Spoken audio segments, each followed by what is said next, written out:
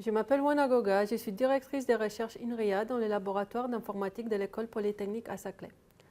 Dans ma recherche, j'explore les différents risques liés aux nouvelles technologies telles que la publicité politique en ligne, la désinformation, la manipulation des opinions et la protection des enfants.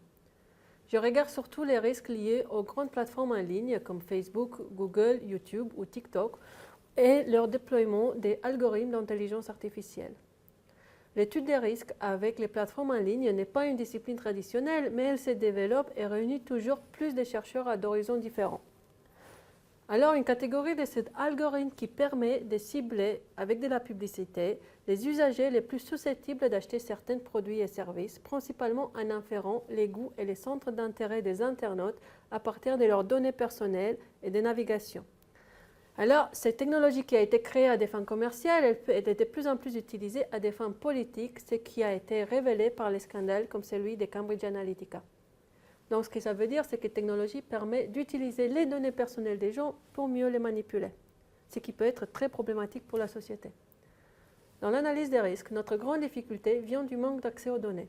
Donc, les grands enjeux sont de proposer des méthodologies de mesures innovantes capables de tester les hypothèses sur les risques algorithmiques et technologiques.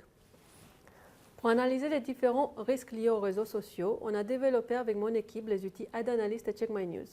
Il permet aux gens de faire des dons de leurs données personnelles pour répertorier et étudier les publicités ciblées, les algorithmes et les contenus des presse reçus par les internautes, ainsi que les comportements de ces derniers. Nos études ont montré les limites de la détection des publicités politiques.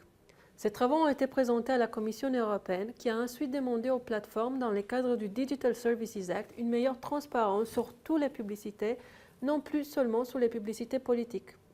Et ici, je veux souligner la grande importance que les informaticiens travaillent avec les juristes pour faire de nouvelles lois sur les nouvelles technologies qui sont efficaces. Je me suis aussi concentrée sur la mesure de la propagation des fake news.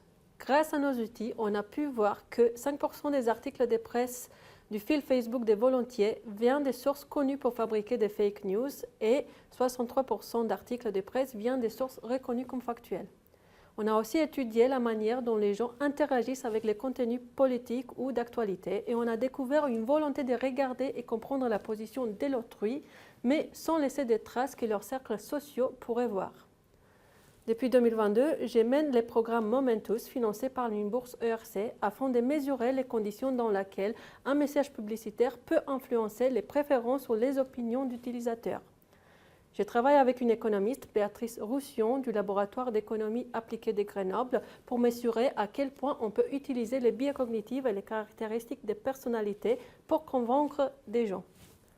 Dans nos travaux les plus récents, on s'est intéressé au traitement du ciblage d'enfants par la publicité en ligne. Cette pratique est en effet interdite par le Digital Services Act de la Commission européenne, mais avec Juliette Sénéchal, professeure d'université à la faculté des droits à Lille, on a montré que sur des plateformes de streaming, on peut toutefois cibler des enfants par des technologies qui exploitent un vide juridique. Pour en finir avec une bonne nouvelle, grâce à l'article 40 du Digital Services Act, les scientifiques pourront demander aux plateformes de partager des jeux de données afin d'étudier les risques systémiques. Cela retirera une des plus grandes difficultés auxquelles la communauté est confrontée et permettra de mieux lutter contre la manipulation en ligne.